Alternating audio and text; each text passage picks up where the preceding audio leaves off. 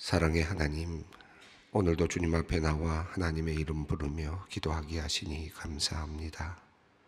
어제 하루도 하나님의 은혜 안에 살았는데 오늘도 주님의 은혜를 구합니다.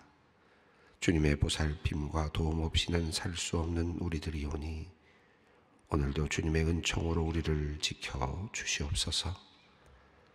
하나님, 오늘도 주님 앞에서 기쁨으로 살기 원합니다.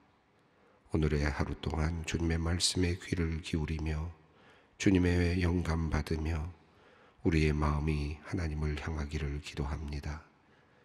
우리가 이 세상에서 주님의 영광을 나타내기를 원하오니 우리의 말과 행동과 봉사와 섬김의 그 모든 것이 주님의 영광과 복음을 드러내는 값진 것이 되게 하여 주시옵소서.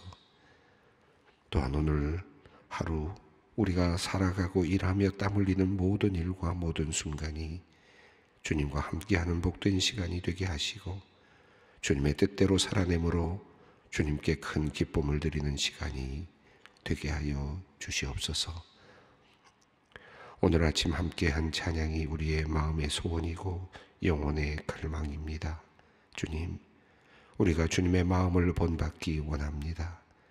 그리하여 주님께서 누리신 그 참된 평안을 우리도 누릴 수 있기를 원합니다. 험악한 세상을 살아가는 우리들, 하늘로부터 내리는 은혜가 아니고는 이길 힘이 없사오니 하늘의 지식, 하늘의 평강으로 우리를 가득 채워주시고 우리의 마음을 든든히 지켜주시옵소서. 사순절을 보내면서 주님의 십자가의 고난을 기억합니다. 우리의 가는 길이 거칠고 험하여도 십자가의 고난 이겨내신 주님의 그 마음 본받아 살게 하시고 마음에 불평이 없어지고 오직 우리의 입술에 찬양만이 가득하게 하여 주시옵소서. 하나님, 우리 모든 깊은 가슴 속에 이런저런 작은 상처들과 아픔들을 간직하고 있습니다. 잘 다스린다고 하지만 때로 그 상처가 성이 나서 점점 더 고통이 심해질 때가 있습니다. 이 때문에 낙심할 때가 있고 또 쓰러질 때가 있습니다. 하나님, 우리의 연약함을 아시오니 우리 마음속 깊이 숨어있는 상처들을 주님의 보혈로 깨끗이 씻어 주시옵소서. 그리하여 과거에 매여 늘 고통당하는 일이 없게 하시고 늘 오늘 내려주시는 하나님의 풍성하신 은혜를 누리며 힘차게 미래를 향하여 나아가는 우리 모두가 되게 하여 주시옵소서. 하나님, 사순절 둘째 주간을 보내고 있습니다. 형식에 얽매여 금욕적인 겉껍질만 남게 되는 40일의 기간이 되지 않기를 원합니다. 그보다는 우리의 내면이 오히려 새롭게 되고 하나님께서 원하시는 데까지 우리의 마음이 새롭게 되며 우리의 영혼이 회복되기를 간구합니다. 언제나 우리의 연약함과 죄와 결점들, 부족함을 인정해 주시며 회복시켜 주시는 주님의 은혜와 사랑에 우리의 몸과 마음을 내어놓고 싶습니다. 하나님, 우리의 믿음의 여정을 주님께서 주장하여 주시고 날마다 때마다 하늘의 은혜를 내려 주시옵소서. 우리 대한민국을 위하여 기도합니다. 우리나라의 지도자들에게 하나님의 지혜를 내려주시고 의와 공평과 긍휼함으로 나라를 잘 다스릴 수 있도록 인도해 주시옵소서. 국내외 어려운 여러 문제들을 헤쳐나가야 할 때마다 하나님의 선한 뜻을 보여주시고 실행에 옮길 수 있는 용기를 더하여 주시옵소서. 그리하여 우리 대한민국이 더욱 하나님만을 의지하는 나라, 하나님의 뜻 안에서 부흥하고 발전하는 나라가 되도록 지켜 보호해 주시옵소서. 이 땅의 교회들을 위해 기도합니다. 코로나 이후 새로운 변화를 시도하며 교회의 회복과 부흥을 위해 힘쓰고 애쓰는 교회들이 많이 있습니다.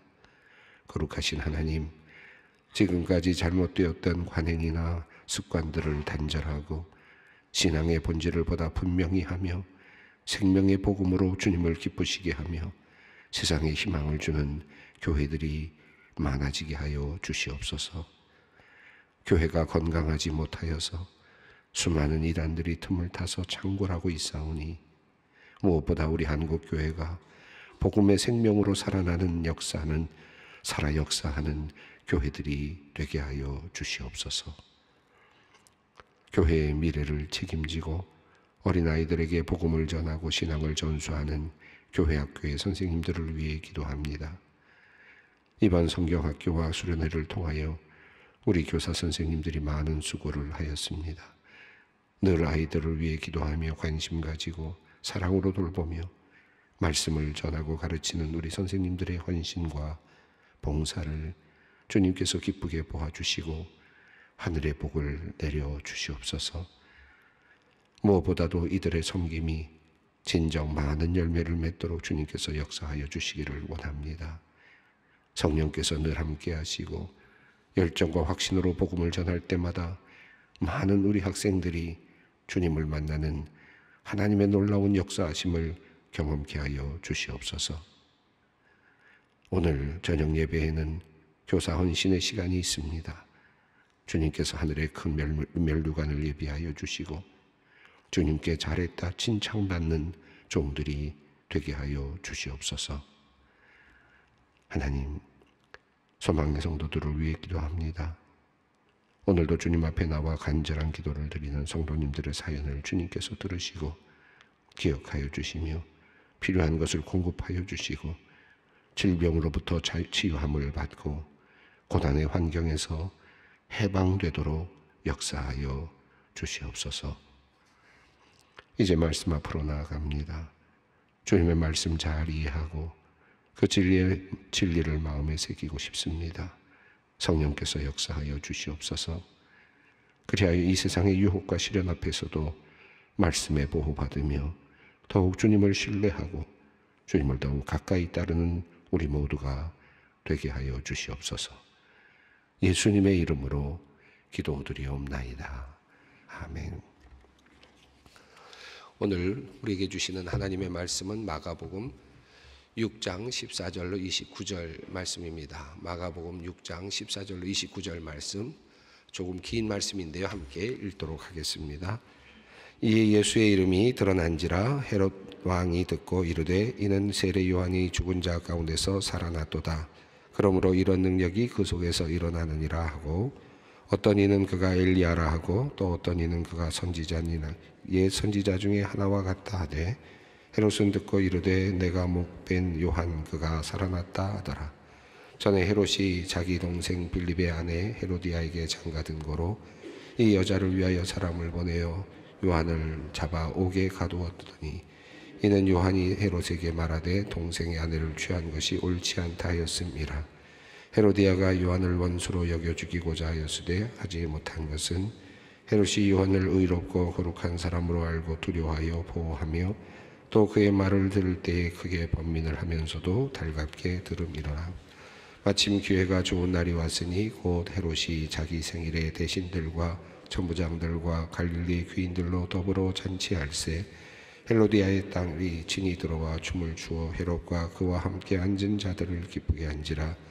왕이 그 소녀에게 이르되 무엇이든지 내가 원하는 것을 내게 구하라 내가 주리라 하고 또 맹세하기를 무엇이든지 내가 내게 구하면 내 나라의 절반까지라도 주리라 하거늘 그가 나가서 그 어머니에게 말하되 내가 무엇을 구하리이까 그 어머니가 이르되 세례 요한의 머리를 구하라 하니 그가 곧 왕에게 급히 들어가 구하여 이르되 세례 요한의 머리를 소반에 얹어 내게 주기를 원하옵나이다 하니 왕이 심히 근심하나 자기가 맹세한 것과 그 앉는 자들로 인하여 그를 거절할 수 없는지라. 왕이 곧 시병 하나를 보내어 요한의 머리를 가져오라 명하니 그 사람이 나가 요에서 요한의 목베어 그 머리를 소반에 얹어다가 소녀에게 주니 소녀가 이것을 그 어머니에게 주니라. 요한의 제자들이 들고 와서 시체를 가져다가 장사하니라. 우리가 오늘 본문을 읽으면서 어제 본문과 완전히 다른 그런 이야기가 전개되고 있다는 사실을 아마 이렇게 느낄 수 있을 것 같습니다. 앞선 본문은 예수님께서 제자들을 둘씩 이제 파송하시면서 이제 전도할 수 있도록 나가게 하셨고, 그리고 그들이 나가서 또 귀신을 쫓고 그리고 병을 고치며 하나님의 복음을 전파하는 그런 내용이 적혀 있습니다. 그리고 이제 오늘 본문이 이어지는데요. 그냥 이야기가 그냥 이렇게 이어지는, 끊어지고 새로운 이야기가 이어지는 것 같지만, 제가 지난 시간에 말씀드렸습니다만은 이야기 구조는 이제 다시 이제 이 이야기가 끝난 다음에는 다시 제자들이 복음을 전하고 돌아오는 이야기로 또 다시 시작이 되는 걸로 봐서, 우리가 이게 문학적으로 샌드위치 구조라고 하지 않습니까? 이게 지금 하나의 이야기가 진행되다가 중단이 되고, 그리고는 다른 이야기가 끼어들어가고, 그 다음에 다시 전에 있던 이야기가 다시 살아나는 그런 형태로 되어 있습니다. 그래서 이 이야기는 그러니까 이게 두 개가 지금 맞물려 가고 있다라고 볼 수 있겠고요. 또 사실은 그 다음 이야기도 또 이어서 맞물려 이어져 가고 있는 그런 흐름을 이제 볼 수 있습니다. 자, 앞서서 지금 제자들이 나아가서 복음을 전하고 있고, 또 기적을 베풀고 있고, 그리고 병을 고치고 귀신을 내어쫓는 그런 역사들을 이제 일으키고 있습니다. 그리고 그런 일들이 지금 성공적으로 일어나고 있는 듯 그렇게 이야기가 마무리되었습니다. 자, 그리고 오늘 이야기가 이제 전개되는데 14절은 이렇게 시작이 됩니다. 함께 읽겠습니다. 이에 예수의 이름이 드러난지라 헤롯 왕이 듣고 이르되 이는 세례 요한이 죽은 자 가운데서 살아났도다. 그러므로 이런 능력이 그 속에서 일어나느니라 하고, 이에 예수의 이름이 드러난지라 이렇게 되어 있습니다. 자, 이 이야기가 지금 이 제자들이 가서 복음을 전하는 그런 과정과 헤롯이 예수님에 대한 이야기를 듣게 되는 것과 마치 자연스럽게 연결되는 듯한 그런 흐름으로 되어 있죠. 그러니까 예수님의 이야기, 예수님께서 병 고치시고 귀신을 내쫓으신 이야기가 자연스럽게 지금 헤롯 왕에게까지 지금 전해졌다라는 것을 볼 수 있는데, 그보다 그 사이에 지금 제자들이 흩어져서 예수님에 대한 이야기를 하고 있고, 또 병을 고치고 하는 그런 이야기들이 잘 연결되면서 지금 제자들의 어떤 복음 전파와 연결되면서 헤롯에게까지 이 이야기가 전해졌다라는 것으로 또 이해할 수 있습니다. 어쨌든 지금 예수님에 대한 이야기가 왕궁에 있는 헤롯에게까지 이제 전해졌다라고 하는 것입니다. 자, 그런데 헤롯은 그 이야기를 듣고는 어떤 갑자기 두려움에 이렇게 빠지게 되느냐 하면, 내가 죽였던 요한이 살아났다라고 하는 그런 이제 착각을 하게 됩니다. 그런 생각을 하게 되는 것이죠. 하나의 망상과 같은 그런 이제 생각이 이제 들어오게 된 것입니다. 내가 지금 세례 요한을 전에 죽였었는데 그 세례 요한이 살아나서 지금 예수라고 하는 또 예수의 공동체 제자들을 통해서 지금 다시 그것이 살아났다라고 하는 사실로 그렇게 받아들이고 있는 것을 보게 됩니다. 이미 1장에서 세례 요한이 잡혀갔다라고 하는 내용이 나왔었는데, 그리고 나서 세례 요한이 이제 잡혀간 다음에 예수님께서 공적인 사역을 시작하는 장면이 우리가 이제 그것을 보았습니다. 자, 그런데 세례 요한이 잡혀갔다라고 하는 내용만 나오고, 그다음에는 예수님의 이야기로 계속해서 전개가 됐었는데, 지금 오늘 이 장면에 와서 지금 과거로 다시 회귀를 하게 되는데요. 지금 현재는 현재의 모습입니다. 예수님께서 사역하시는 내용을 듣고 헤롯이 두려워하는 지금 현재적 장면이지만, 이제 과거로 또 이제 다시 회귀를 하게 되는데, 세례 요한이 다시 살아났다라고 하는 이제 두려움에 빠지게 됩니다. 그래서 이게 세례 요한이다라고 하는 사람도 있고, 또 엘리야가 다시 살아났다라고 하는 사람들도 있고, 옛 선지자 중에 한 사람이 이제 살아났다라고 하는 그런 이야기들이 들립니다. 자, 그것에 대한 헤롯의 어떤 진단이라 그럴까요? 그가 지금 그 사건을 받아들이는 것은 16절에 나옵니다. 함께 읽겠습니다. 헤롯은 듣고 이르되 내가 목벤 요한 그가 살아났다 하더라. 이렇게 지금 이 헤롯은 지금 굉장히 두려움에 빠져 있습니다. 그러니까 이 헤롯은 지금 세례 요한의 목은 베었는데, 실제적으로는 지금 그 세례 요한으로부터 벗어나지 못한 상태라고 할 수 있겠죠. 심리적으로 벗어나지 못한 상태였는데, 예수 그리스도의 어떤 소문을 들으면서 다시 그 세례 요한의 공포감으로 다시 빠져들고 있습니다. 세례 요한의 목은 뱉는지 모르지만 그 세례 요한으로부터 나왔던 그 목소리, 그렇죠? 그 메시지, 이것은 지금 감히 없애지 못했던 것입니다. 그러니까 헤롯에게는 이제 여전히 남아있는 공포라고 할 수 있을 것 같습니다. 자, 예수님이 지금 활동하시는 모습을 보면서 세례 요한이 살아났다라고 하는 그런 공포감을 갖고 있는데, 이 공포감을 갖고 있다는 것은 이제 뭔가 앞으로 예수님도 그렇게 될 수 있겠다, 또 예수님도 죽여야 된다라고 하는 그런 하나의 수순으로 갈 수밖에 없는 하나의 암시가 이 안에 담겨 있다고 볼 수 있겠습니다. 14절, 15절, 16절은 그러니까 이제 예수에 대한 소문을 듣고 반응하는 헤롯의 모습이죠. 자, 그리고 헤롯은 이제 회상을 하기 시작합니다. 이 회상은 과거로 돌아가는 건데요. 어느 정도의 과거인지 모르지만 아마 가까운 과거이겠습니다. 자, 17절 말씀 읽습니다. 전에 헤롯이 자기가 동생 빌립의 아내 헤로디아에게 장가든 거로 이 여자를 위하여 사람을 보내 요한을 잡아오게 가두었으니, 세례 요한을 잡아서 가두었던 이유가 나오는데, 그 이유가 바로 동생 빌립, 헤롯 빌립입니다. 이복 동생이었는데 이복 동생의 아내였던 헤로디아에게 장가를 갔다라고 하는, 그러니까 자기의 본처를 놔두고 새로운 장가를 가는, 결혼을 하게 되는 헤로디아와 이제 그 결혼하게 되는, 근데 동생의 아내를 빼앗는 그런 것이기 때문에 어떻게 보면 치정적인 어떤 그런 사건이라고도 볼 수 있겠고, 그리고 부끄러운 그런 하나의 그 사건이기 때문에 그것이 옳지 않다라고 하는 입장을 갖고 있었던 세례 요한, 그 목소리를 잠재우기 위해서, 그런 비판을 어떻게든지 없애기 위해서 세례 요한을 지금 잡아오게 가두었던 사건이었습니다. 자, 이런 상황이 묘사되면서 이제 그 세례 요한이 빌립의 아내를 취한 것이 옳지 않다라고 바른 말을 하고 있는 그 세례 요한을 잡아서 지금 옥에 가두어둔 상태였습니다. 자, 헤로디아는 그 요한을 원수로 여겨서 죽이고자 했지만, 그러나 20절 보면 헤롯은 감히 죽이지를 못하고 있었던 것 같습니다. 20절을 읽습니다. 헤롯이 요한을 의롭고 거룩한 사람으로 알고 두려워하여 보호하며 또 그의 말을 들을 때에 크게 번민을 하면서도 달갑게 들음이로라. 이 14절, 15절, 16절 앞에서 예수님에 대한 그 아주 그 놀라운 보고들이 올라오지 않습니까?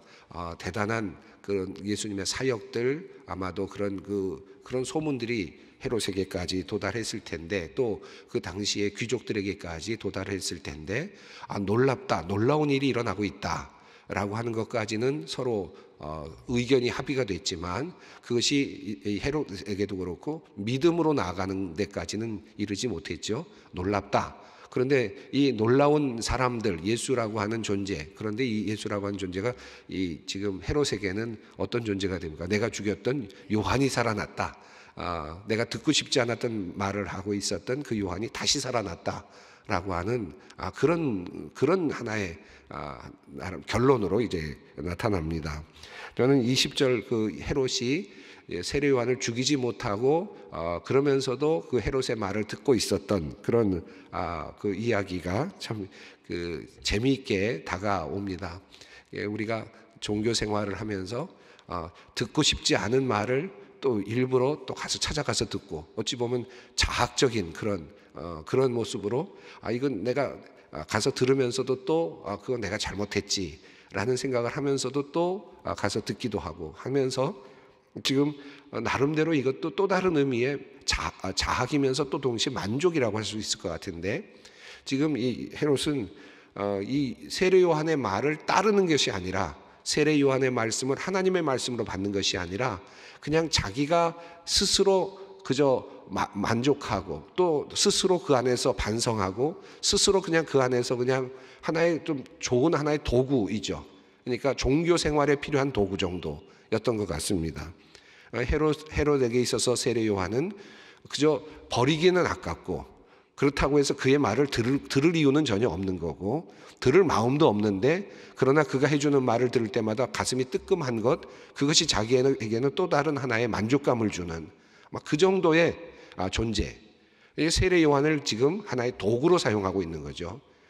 정치적으로 왕으로서의 헤롯은 지금 세례 요한이 하나님의 말씀을 전하고 있고 정의로운 말씀을 전하면서 그가 바른 길을 갈 것을 이야기하고 있지만, 헤롯은 지금 그런 정도로 세례 요한을 다룬 것이 아니라 죽이지는 못하고, 그러면서도 때로는 그 이야기를 들으면서도 마음의 가책을 받으면서도 그러면서도 또 그것 때문에 만족이 되고 그러나 죽이지는 못하고 이런 아주 묘한 절묘한 관계를 유지하고 있는 것을 보게 됩니다. 근데 이게 뭐 이렇게 사나? 세례 요한을 이렇게 두고 죽이지도 못하면서도 또 그 말을 들었다. 그러면서도 또 다 온전하게 듣는 것도 아니고 따르는 것도 아니고 믿는 것도 아니고 어떻게 이렇게 사나 하는 생각이 들지만, 그런데 저는 이 20절의 그 헤롯의 모습을 보면서 어떤 생각이 드냐면 이게 우리들 모습 같다. 사실 그런 생각을 종종 해요. 우리가 신앙생활을 하면서 하나님의 말씀이라는 말씀으로 우리가 받을 때마다 정말 하나님의 말씀으로 이 말씀을 받고 내 삶을 완전히 변혁시키고 변화시킬 하나의 정말 유일한 희망으로 받는 것이 아니라 그냥 나는 내 생활 그대로 하고 하는데 하나님의 말씀이 조금 필요할 때 와서 조금 그냥 좀 섭취하고 또 그것 때문에 조금 나 자신을 돌아보면서 자기 자신 반성하고 자기를 좀 더 이렇게 한번 다독이고 때로는 좋은 말 또 위로의 말 필요할 때 와서 위로의 말 또 섭취하고 가는, 그러니까 실제로는 하나님의 말씀이 실제로 하나님의 말씀이 아니고 내가 필요한 말씀을 얻게 되는 하나의 그냥 하나의 도구가 되는 그런 경우들이 종종 있다고 생각합니다. 우리 교회 생활할 때도 그렇고요. 우리가 매일 예배에 나와서 말씀을 들을 때조차도 때로는 우리가 그런 종교적 관점에서 그저 내가 편의성을 가지고 이용하는 그런 경우들이 참 많이 있다고 생각합니다. 이 헤롯은 지금 이 세례 요한에 대해서 이 세례 요한을 죽이기 전까지 그냥 죽이기에는 아깝고 그리고 그러나 그의 말을 따라서 자신의 삶을 바꾸거나 할 용기는 없고 그냥 듣고 자기 자신을 돌아보거나 또는 자책하거나 또는 거기서 위로받거나 하는 그런 정도의 수준으로 지금 사용하는 하나의 종교적 도구였다라고 생각이 듭니다. 자, 그런데 죽이지도 못하고 있었던 그런 상황 속에서 어떤 사건이 발생했는데 21절 이후죠.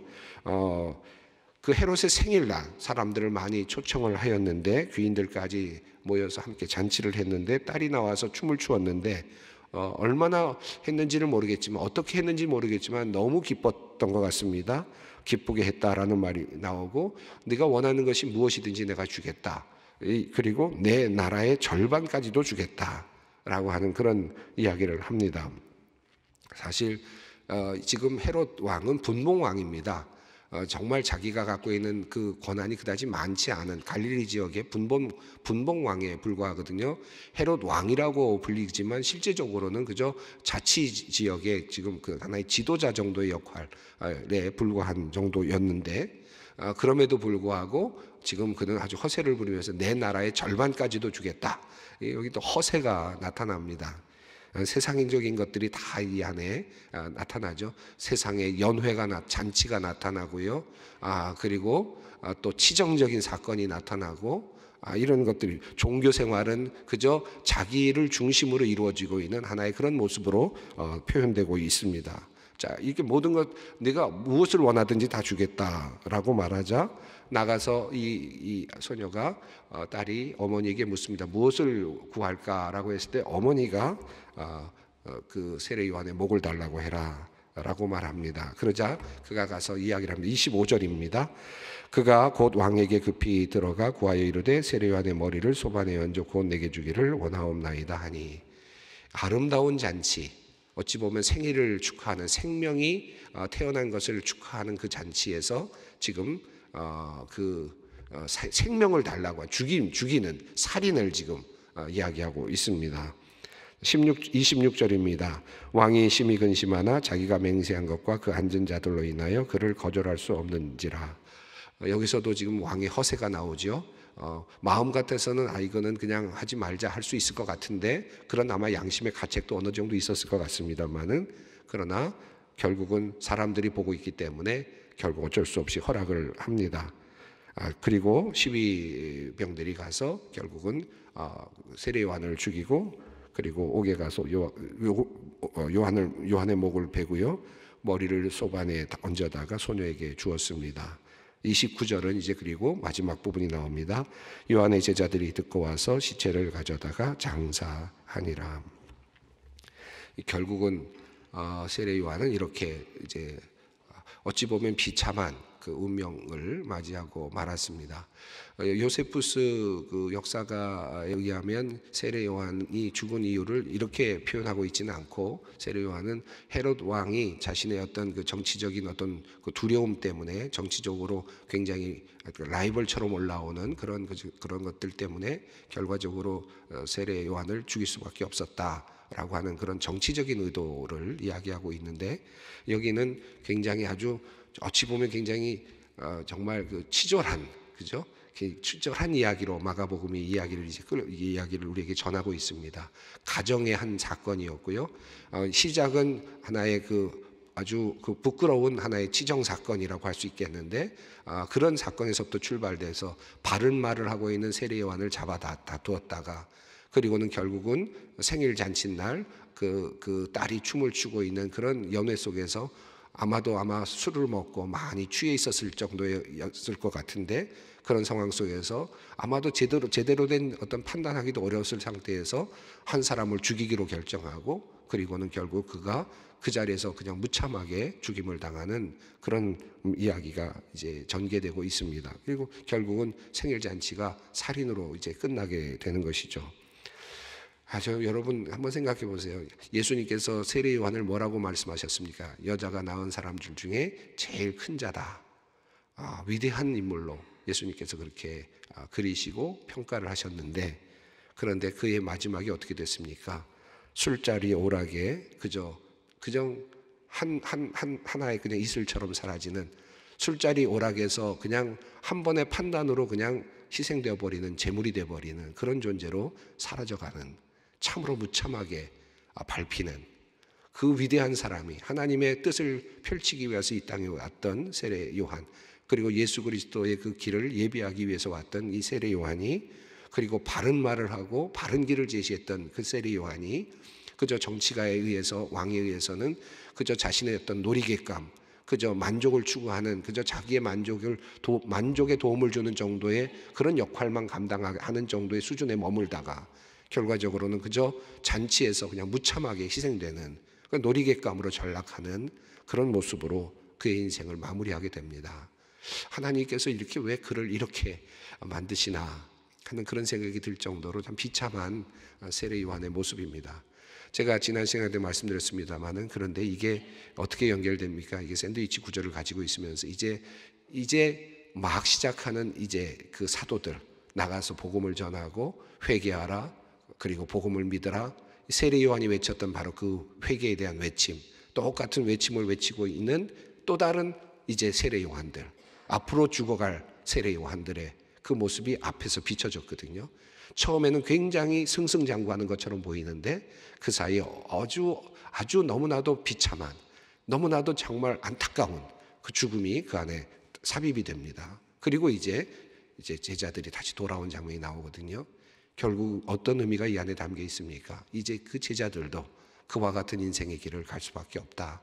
그렇게 세상의 놀이객감처럼 그렇게 죽어나가고, 그리고 경기장에서 그냥 그 사람들이 보는 앞에서 죽어나가는 그와 같은 존재로 그렇게 사라져갈 운명들을 이미 암시하고 있다. 복음을 전하고 나가서 주님의 일꾼으로 이 하나님의 나라를 심는 사람들이 겪게 되는 그 미래의 그 참으로 암담하고 힘든 그들의 운명이 드러나고 있다고 할 수 있겠습니다. 자, 예수를 바르게 따른다는 것이 무엇일까? 그리고 그 예수님을 따라서 지금 나아간다는 것이 어떤 의미인가? 결국 십자가를 지고 나를 따르라 라고 하시는 그 주님의 말씀, 그 말씀이 이 안에도 이미 함축되어 있다고 할 수 있겠습니다. 오늘 이 사순절을 보내면서 제자도를 가지고 따라가는 수많은 사람들, 또 그리고 그 과정에서 희생됐던 수많은 사람들, 또 지금도 여전히 여러 곳에서 선교지에서 또 여러 장소에서 억울하게 주님의 일을 하면서도 참 힘들게 살아가는 수많은 사람들, 그런 분들을 생각하면서 함께 기도의 자리로 나갔으면 좋겠습니다. 하늘에 계신 우리 아버지 이름을 거룩하게 하시며 아버지의 나라가 오게 하시며 아버지의 뜻이 하늘에서와 같이 땅에서도 이루어지게 하소서. 오늘 우리에게 일용할 양식을 주시고 우리가 우리에게 잘못한 사람을 용서하여 준 것 같이 우리 죄를 용서하여 주시고 우리를 시험에 빠지지 않게 하시고 악에서 구하소서. 나라와 권능과 영광이 영원히 아버지의 것입니다. 아멘.